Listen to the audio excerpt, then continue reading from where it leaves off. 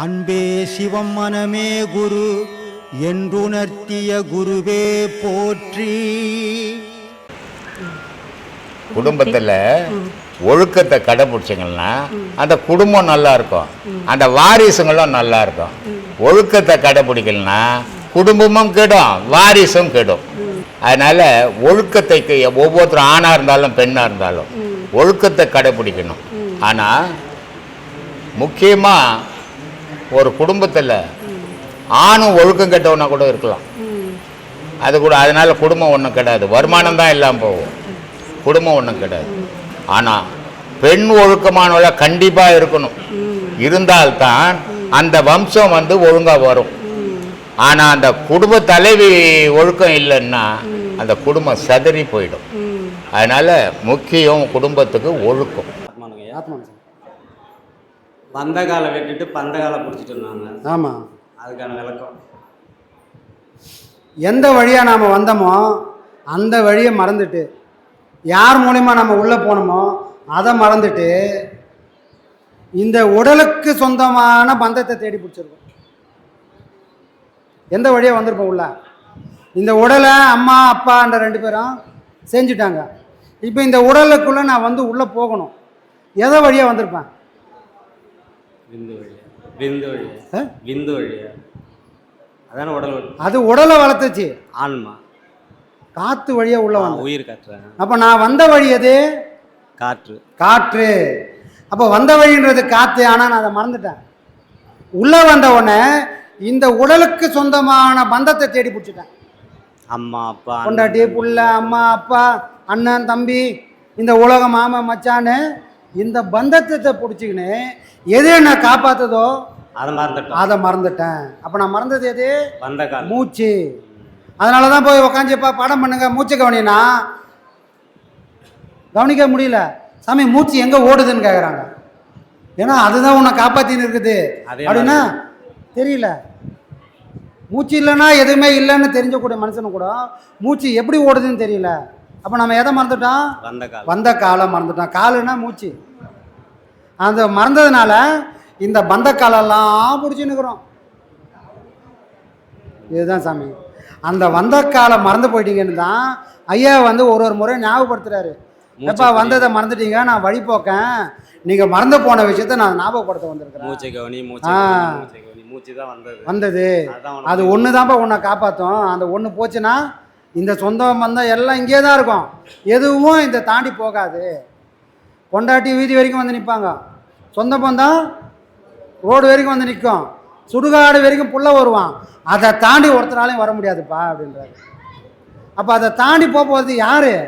நாம் செஞ்ச இந்த வாழ்க்கையில் செஞ்ச நன்மையும் தீமையும் மட்டும்தான் ஒரு மனுஷனுக்கு துணையாக வந்து நிற்கும். ஆனால் நம்மளை மாதிரி பாடம் பண்ணக்கூடியவங்களுக்கு நன்மை தீமை மட்டும் இல்லாமல் நாம் தவமும் கூட சேர்ந்து வரும். அப்போ நமக்கு மட்டுமே 3 பொருள் முப்பொருளும் சேர்ந்து பயணம் செய்யும். அது எத்தனை பிறவி எடுத்தாலும் நீ எங்கே விட்டுட்டியோ அந்த விட்ட இடத்துலேருந்து அது பயணம் பண்ணுறதுக்கான எல்லா முயற்சியும் எல்லா சக்தியும் அது கொடுக்கும். அப்போ வந்த காலை நாம் பிடிச்சா இந்த உயிருக்குள்ளே பதிவாகும், பந்த காலை பிடிச்சா எல்லாம் இந்த மனசில் பதிவாகும். மனசில் பதிவானது எல்லாம் சுடுகாடு வரைக்கும் தான் வரும், அதை தாண்டி வராது. ஆனால் உயிரில் பதிவாச்சுன்னா ஆன்மாவில் பதிவான எல்லாம் நீ எத்தனை பிறப்பு எடுத்தாலும் இதை விடாத தொடர்ந்துக்கினே இருந்து அது ஒரு நாள் உன்னை கரை சேர்க்காம ஓயாது. அதனால தான் ஐயா என்ன சொன்னார்? உன்னோட மூச்சை பிடி, இந்த மூச்சு தான்ப்பா நீ, இந்த மூச்சு தான்ப்பா தெய்வம், இந்த மூச்சு இல்லைன்னா எதையுமே உன்னால் சாதிக்க முடியாது. அப்போ மூச்சு தான் எல்லாமாவும் இருக்கக்கூடிய அந்த மூச்சில் கவனம். அப்போ அதை மறக்கக்கூடாது. புரியுது? அதை தான் அவங்க சொல்ல வராங்க. வந்த காலை விட்டுட்டு வந்த காலை பிடிக்கணும், பிடிக்கக்கூடாதுன்னு சொல்கிறாங்க. வந்த காலை பிடிக்கக்கூடாது, வந்த காலை பிடிச்சிக்கோ. யானைக்கு ஒரு காலம் வந்தால் பூனைக்கு ஒரு காலம் வருங்கிறாங்க, அது என்னங்க? ஆமாம், அது என்ன அர்த்தம்? அது நடைமுறையில் இருக்குது சாமி. ஒருத்தன் நம்மளை ஏய்க்கிறான், பலம் உள்ளவன் நம்மளை ஏய்க்கிறான். பலம் உள்ளவன் ஏய்க்கும் போது நம்ம என்ன பண்ணுறோம்? அந்த பலத்தை ஃபேஸ் பண்ணுற தகுதி சக்தி நமக்கு இல்லை. அப்போ என்ன பண்ணுறான்? யார் பேர் கவலைப்படாதேனா உனக்கும் ஒரு காலம் வரும். அந்த காலம் வரும்போது இன்றைக்கி பலமாக இருந்தவன் நாளைக்கு ஒடுங்கி இருப்பான். ஐயா சொல்லுவார் இல்லையா, பலம்லாம் எது வரைக்கும்? பாக்கெட்டில் பணமும் உடம்புல கையில் பலமும் இருக்கிற வரைக்கும் நீ யானை மாதிரி இருப்ப. இதெல்லாம் ஒரு நாள் ஒடுங்கி போடும். ஒடுங்கி போனால் இந்த யானையே ஒரு நாள் பூனையாக மாதிரி நிற்கும். அன்றைக்கி பூனைலாம் ஏறி மிதிக்காத. காலம் எல்லாத்தையும் மாற்றி காட்டும் சாமி. அப்போ நமக்கு சக்தி இல்லை, போராடக்கூடிய தெம்பு இல்லைன்னா காலத்துக்கிட்ட அதை ஒப்படைச்சிட்டு நாம வேடிக்கை பார்க்கணும் சில நாள். இல்லைன்னா அந்த சக்தி அந்த பலம் வேணுன்றதுக்கு போராடணும். அதை போராடி வாங்கினா நாமளும் ஒரு நாள் பூனையாக இருந்த நாம ஏனையாக மாறினா இந்த துன்பமெல்லாம் ஓஞ்சிடும். அதுதான் அங்கே சொல்ல வராங்க. சரிங்களா? நல்லது சாமி, நல்லது. அங்கே கொடுத்துருங்க சாமி. கொடுத்துறேன், குடிங்களா ஒரு நிமிஷம். இதில் 10 ரூபா இருக்குது. இப்போ எல்லாரும் வந்து ஒரு சின்ன கவனம், ஏதாவது பேசுகிற தப்பாக எடுத்துக்காதீங்க. இப்போ ஐயா கிளாஸ் ஆரம்பிங்க சொன்னார். இப்போ 3வது வருஷத்துக்கு குரு பூஜை எங்கே சிறப்பாக பண்ணினாங்க. ஆனால் அதை சிறப்பாக பண்ண நமக்கு பெருமை கிடையாது, ஐயாவுக்கு தான் அந்த பெருமை. இதில் அர்த்தம் என்னன்னாக்கா, நம்ம எல்லாத்தையும் வழிநடத்திய இங்கே இழுக்க வச்சு தான் ஐயாவோட ஃபுல்லாக. இது என்ன எவ்வளோன்னு நமக்கு யாரும் இதுக்கு முன்னாடி தெரியாது. தெரிஞ்சுங்க வந்ததுக்கப்புறம் இதை நம்மளை வழி நடத்தணும், நம்மளை வழி நடத்தி கொண்டுட்டு போகணும், நம்மளை வந்து வழி தெரியாமல் தவறி போயிடக்கூடாதுங்கிற ஒரு அக்கறை அவருக்கு இருந்ததுனால நமக்கு இந்த இடத்துக்கு வர வச்சு அவ்வளோ சிரமத்தில் அவருக்கு நமக்கு வழி காட்டிட்டு இருக்காரு. இதுவே அடுத்தது 4வது வருஷம் குரு பூஜை நடக்கிறதுக்கு ஏற்பாடு அவர் ஆரம்பிச்சிட்டு இருக்காரு. அதுக்கான உதவி நம்ம கை நீட்டி கரம் நீட்டினா தான் அதுக்கான முயற்சியோ அதுக்கான வேலையோ ஆரம்பமாகவும் அது முடித்து சீக்கிரம் முடியும். ஒரு வருஷங்கிறது ஒரு பெரிய விஷயம் கிடையாது. ஒரு 10 நாள் போகிற மாதிரி போயிடும். அதுக்காக நாம் எல்லோரும் வந்தோம், பாடம் வாங்கினோம், சாப்பிட்டோம், கிளாஸ் பார்த்தோம் அப்படி இருக்கக்கூடாது. இதுக்கான முயற்சி நாமளும் கொஞ்சம் எடுக்கணுங்க. வந்த சீடர்களும் சரி, இன்னும் வரக்கூடியவங்களும் சரி, இன்னும் வராத இருக்கிறவங்களும் சரி, இந்த வீடியோ மூலியமாவோ இல்லை யார் வார்த்தை மூலியமாவோ தெரிஞ்சாலும் அவங்கவுங்களால் முடிஞ்சது அப்பப்போ கும்பலாக கொடுக்கணுன்ற அவசியம் கிடையாது. அப்பப்போ அவங்க கையால் ஒழிந்த 5000 10,000 1000 அப்பப்போ கொடுத்தா தான் அதனுடைய வேலையை ஃபவுண்டேஷனாக இருந்தாலும் சரி, இடம் வாங்குறது எல்லாம் ரெடி பண்ண முடியாது. இதெல்லாம் வாய் பேச்சு எல்லாம் நடக்கிறது கிடையாது. அவர் ஒரு ஆளுக்கு சாத்தியம் கிடையாது, சின்ன விஷயம் கிடையாது, இது பெரிய விஷயம். இது ஏன் சொல்லனா, ஐயா கஷ்டப்பட்டார், ஐயா கஷ்டப்பட்டு உக்காந்துட்டார். இப்போ அதுக்கு அடுத்தது நம்ம ஐயா சில பேர் நானும் பார்த்தது கிடையாது. ஏன் சொல்ல வரேன்னாட்டா, நான் முகத்தை கூட பார்த்துக்கிட்டே வீடியோ மூலயமா அவரோட பேச்சை கேட்டு தான் வந்தேன். அந்த இடத்துக்கு வந்து 3 வருஷம் ஆயிடுச்சு. ஆனால் இதுக்கு பிறகு நம்மளை வழி நடத்தக்கூடிய சக்தியோ அதனுடைய பொறுப்பு ஐயா கையில் தான் இருக்குது. அந்த ஐயாவுக்கு நாம் என்ன தொண்டு செய்யணும் அப்படின்னா, ஐயாவுக்கு செஞ்ச தொண்டு தான் ஐயாவோட புள்ள. ஐயா வேற புள்ள வேற கிடையாது. இது ஏற்கனவே ஒரு சிலர் தெரிஞ்சு இருக்கலாம், தெரியாது இருக்கலாம். நடேசன் வேற குகேசன் வேற கிடையாது. நடேசனும் குகேசனும் ஒன்று தான். ஐயா அங்கே இருக்காரு, ஐயாவோட புள்ள அங்கே இருக்குது. அது வந்து சித்தனுடைய உருவில் இருந்து வந்தது தான் இது. அப்போ இது வேற கிடையாது. நெருப்புல இருந்து தான் நெருப்பு பொரியுது. அதனால் என்ன சொல்கிறேன்னா, இது உட்கார்றதுக்கு ஒரு இடம் ஐயா இவருக்கு வகுத்து கொடுத்துருக்காரு. இது எல்லாத்துக்கும் நமக்கு ஒரு பாடம், அவருக்கு இதாக ஒரு பாடம். இது ஏன் புரிய தெரியல. ஏன்னு கேட்டீங்கன்னாக்கா, நான் கஷ்டப்பட்டேன், நான் உட்காரதுக்கான இடத்த நான் தேடிக்கிட்டேன், நீயும் கஷ்டப்பட்டு நீயும் உனக்கான இடத்த தேடு அப்படிங்கிறத இப்போ ஐயா கொடுத்தது வந்து ஒரு பரீட்சை. இந்த பரீட்சையில் எல்லாரும் மனம் உகுந்து நம்ம கோடிக்கணக்கில் கொடுக்க முடியாத போனால் சொல்லி ஒரு 1000 ரூபாயில் அப்பப்போ கொடுத்து இப்போ கூடிய ஒரு சூழ்நிலைக்கு அவருக்கு உதவி பண்ணால் தான் அவர் அடுத்த கட்டத்துக்கு அதை செய்ய முடியும். ஒரு சாத்தியம் கிடையாது. ஏன்னா ஏற்கனவே எல்லாம் பிளாக் ஆகிடுச்சு. இதுக்கு மேல் கொண்டு நம்ம எல்லோரும் மனம் இறங்கி என்ன வந்தால் பௌர்ணமி வந்தால் மூணு இருக்கக்கூடாது. நம்ம அப்பப்போ இதை என்ன நடக்குது என்ன பொறுத்து தெரிஞ்சுக்கிட்டால் தான் நம்ம அதுக்கு முன்கூட்டி அவங்களுக்கு முன்னாடி நம்ம அடுத்த கருத்துக்கு அனுப்பி நம்ம தெரிஞ்சுக்கணும். வந்து சும்மா பாடத்தை வாங்கினா சந்தேகத்தை கட்டண முடியும். அங்கே என்ன நடக்குதுன்னு தெரிஞ்சுக்கணும் நம்ம. அப்போ தான் இது மேலே கொண்டு போக சாத்தியம். நமக்கு பின்னால் வரவங்களுக்கும் ஐயாவுடைய இடத்துக்கும் சிறப்பு. நம்ம கையில் இருந்தவங்க நமக்கு போகணும். அங்கேருந்து நமக்கு வரது வேறு விஷயம். அது வந்து காசு பணம் கிடையாது நமக்கு. அது வந்து நமக்கு மேலே போகக்கூடிய வழி தான் அவங்க காட்டி தருவாங்க. இங்கே இல்லற வாழ்க்கையில் என்ன வாழறோம் எப்படி வாழறோங்கிறதுலாம் அதுக்கு மேலே இருக்கவங்களுக்கு தெரியாது. ஏன்னா கடவுளுங்கிறனே மனமற்று தான் இருக்கிறான். அப்படின்னும் போது அவங்ககிட்ட பொருளோ பணமோ கிடையாது. நம்ம போய் பாடத்தில் உட்காந்தாலும் நமக்கு அதை கூட இதை கூட நானும் கேட்டிருக்கேன், இல்லைன்னு சொல்ல கேட்டிருக்கேன். அப்போ நம்ம யோசிக்கும் போது என்ன தெரியுதுனாக்கா, நமக்கு இவ்வளோ கஷ்டம் இருக்குது, இந்த கஷ்டத்தை போய் கடவுள்கிட்ட சொன்னால் கிடைக்குங்கிறாங்க. ஆனால் கிடைச்சது கிடையாது இது வரைக்கும். எத்தனையோ கோயிலுக்கு போயிருக்கிறோம், எத்தனையோ குளத்துக்கு போயிருக்கிறோம், எத்தனையோ கடவுளை வேண்டி இருக்கிறோம். ஏன் நிறைய பேர் அக்கனி மாரிக்கிறாங்க, என்னென்னமோ சிறப்பெல்லாம் பண்ணுறாங்க. கிடைச்சிதானே? யாருக்கும் கிடைச்சது கிடையாது. ஐயா சொன்ன மாதிரி அவன் விதி பயன் என்னவோ அதுதான் நடக்கும். நீ கடவுளை போய் வேண்டனாலும் எப்படிலாம் கிடைக்காது. அதே மாதிரி நமக்கு கிடைக்கக்கூடியது என்னன்னு கேட்டால் நம்ம ஆன்மாவுக்கு முக்தி. அது மட்டும்தான் நமக்கு நிரந்தரம். ஏன்னா அது மட்டும்தான் பேரொழியாகவும் இருக்குது, சிற்றொழியாகவும் இருக்குது. இதுக்கு தேவையானது வேறு எதுவும் கிடையாது. ஆனால் அப்படி ஒரு பொருளாக இருக்கக்கூடிய பேரொழியே மனமற்று தான் இருக்குது. அதுக்கிட்ட எதுவும் வாங்கவும் முடியாது, எதுவும் கேட்கவும் முடியாது, கொடுக்க முடியாது. ஏன்னா அதுக்கு காதும் கிடையாது, கண்ணும் கிடையாது. ஐயா சொல்லியிருக்காரு. அது மாதிரி வந்து நம்ம மனசை நம்ம அடக்கணும் அப்படின்னா நம்ம மூச்சு காட்டு தான் மெயினாக இருக்குது. அதை அடக்கிறதுக்கு வழி கற்றுக் கொடுத்த ஐயா அவர் உட்காந்துட்டாரு. இப்போ அவருடைய பிள்ளைனை வச்சு நம்ம சொல்லலாம், வேற எதுவும் சொல்லலாம். நம்ம வந்து அவர் சீடருங்கிறார், அது அவருடைய பெருந்தன்மை. ஐயாவே சொல்லியிருக்கார், நான் வந்து பெரிய மனுஷன் கிடையாது, நான் மகானும் கிடையாது, சித்தனும் கிடையாது, யோகியும் கிடையாது, ஞானியும் கிடையாது, உங்களை மாரி சாதாரண ஒரு மனுஷன். ஏன் அவர் அந்த வார்த்தையை சொன்னாருன்னா நீங்கள் எல்லோரும் யோசிச்சு பார்த்தா தெரியும். அவர் சாதாரண ஒரு மனுஷன் கிடையாது. ஏன் இதை சொல்ல வரேன்னா, வள்ளலாரை பார்த்து ஒரு சாதாரண ஒரு கிழவன் திண்ணையில் உட்காந்துட்டு கேட்குறான், நாய் போகுது நரி போகுதுன்னுட்டு. அதே கிழவன் வள்ளலாரை பார்த்த உடனே என்ன கேட்குறான், மனுஷன் வரான்னு சொல்லிட்டாரு. அந்த மனுஷன் வரான்னு சொன்னால் வள்ளலாரை நம்ம இன்றைக்கி தெய்வமும் மதிக்கிறோம், வணங்குறோம். அப்படியே ஏற்பட்ட வள்ளலாரையே ஒருத்த மனுஷன்னு சொல்லணும், அவனுக்கு எவ்வளோ சக்தி இருக்கணும். அந்த வள்ளலாரை விட பல மடங்கு சக்தி இருந்ததோடு தான் மனுஷன் வரான்னு சொல்லி அந்த ஆளுக்கு மரியாதை கொடுத்தாரு. அவரையே அவர் என்ன துச்சமாக தான் பார்த்தாரு. ஏன்னா ஏசு இருக்கிறான், கிறிஸ்துவரான், இவங்களாம் யாரும் இப்போ இருக்கிறவங்க போய் நம்ம மீடியாவிலையோ இல்லை நியூஸ்லையோ இல்லை பப்ளிக்லையோ பொதுமக்கள்கிட்ட பேசினா எழுப்படாது. ஆனாலும் அவர் மீடியாவில் டைரெக்டாக பேசியிருக்காரு நம்ம ஐயா.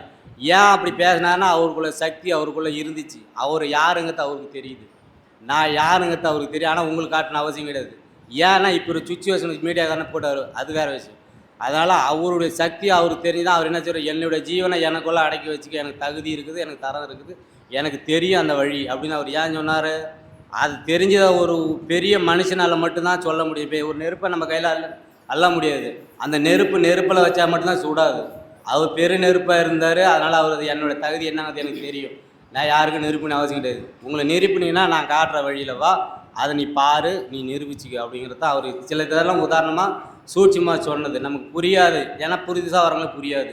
பாடத்தை பண்ணும்போதோ அதனுடைய அனுபவங்களோ அந்த கற்பனையில் போய் இறங்கி அதை நம்ம யோசிக்கணும். ஐயா என்ன சொன்னார், அந்த வீடியோவில் என்ன சொன்னார், இந்த கிளாஸில் என்ன சொன்னார், இதுக்கு என்ன அர்த்தம், அதுக்கு என்ன பொருள், அது எங்கே போய் லிங்க் ஆகுது, அதை எப்படி பிரித்து எடுக்கணும், இதெல்லாம் நம்ம கற்பனையில் போய் யோசிக்கணும். கண்டதை எதையோ பார்க்குறோம், பேசுகிறோம், திண்ணையில் வந்து வெட்டி அதெல்லாம் நமக்கு தேவை. என்னன்னு கேட்டால் நாம் பரிசுத்தமாக ஆகணும், மனம் அடங்கணும், நம்மளுடைய ஆணவம் வந்து திருப்தியாக போகணும்.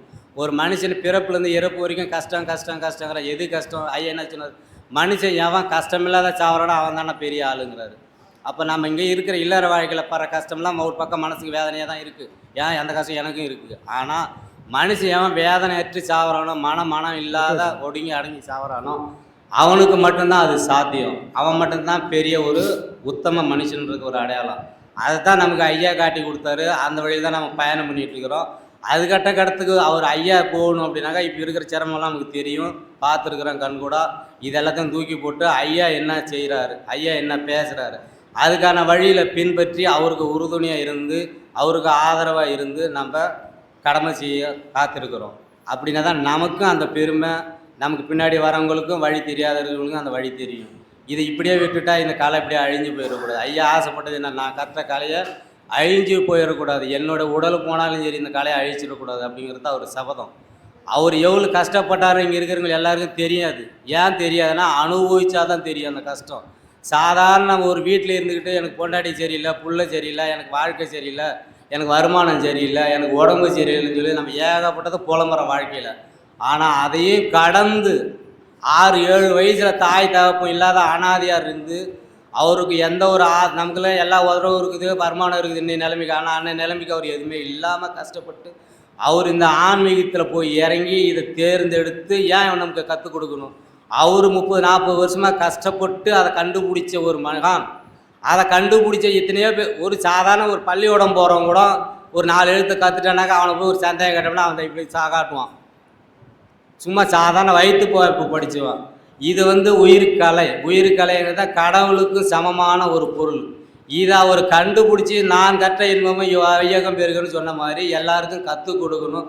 இந்த சந்தேகத்துக்கு இடமில்லாத மக்கள் வாழணும், நல்ல முறையில் போகணும் அப்படிங்கிறத அவர் சொல்லணுன்றதுக்கு யாரும் நம்ம வந்து விதிவிலக்கு யாரும் ஒன்று கட்டாயப்படுத்துது.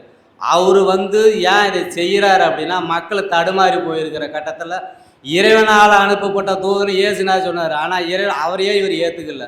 நானும் அந்த ஒரு ஈக்காலான ஒரு மனுஷனை அவர் வாயில சொல்ல. ஏன்னு கேட்டாக்க ஏசுவே சில பேர் இன்றைக்கி கும்பிட்டுட்டு உட்காந்துக்கிறேன். அவங்கள தரவா சொல்கிறதுக்காகல, நான் அவங்கள கும்பிட்றவங்கள சொல்ல வரேன். நான் ஏசு பெரிய கடவுளுங்கிறாங்க. அவரே என்ன இறைவன் தூதனை இயேசுவே சொல்லியிருக்காரு. நான் கடவுளை கிடையாது, இறைவனால் அனுப்பப்பட்ட தூதான் அப்படின்னு சொல்லுவார். அப்போ ஒரு காலகட்டத்திலே மகான்களை பிறக்கிறாருன்னா இறைவனுடைய அருளும் அவங்களுடைய ஆசீர்வாதம் இருந்தால் மட்டும்தான் இறை தூதனாக வந்து பூமியில் நம்மளை மாதிரி உள்ளவங்களுக்கு வழிகாட்டுவாங்க. அதில் ஒருத்தர் தான் நம்ம ஐயா. அந்த வழியில் வந்து தான் நமக்கு அந்த பாடத்தை கற்று அவ்வளோ சிரமத்துலேயும் குடும்பம்னா என்னென்ன பார்க்கல. ஒரு பொண்டாட்டி என்னாச்சு, புள்ள என்னாச்சு, படிச்சுதா படிக்கலையா, சாப்பிட்லையா, வேலைக்கு போச்சா, ஏதை பற்றி அவர் காலப்போல். இன்றைக்கி நாம் என்ன பண்ணுறோம், ஐயா சொன்னாங்கன்னு தான் அதே தான் நானும் சொல்லுவேன். சின்னதாக நம்ம ஒரு பிள்ளைங்க உடம்பு சரியில்லைனா இன்றைக்கி கிளாஸுக்கே வர மாட்டோம். வீட்டில் பக்கத்து வீட்டில் ஒரு கல்யாணம்னா இங்கே கிளாஸுக்கு வர மாட்டோம்.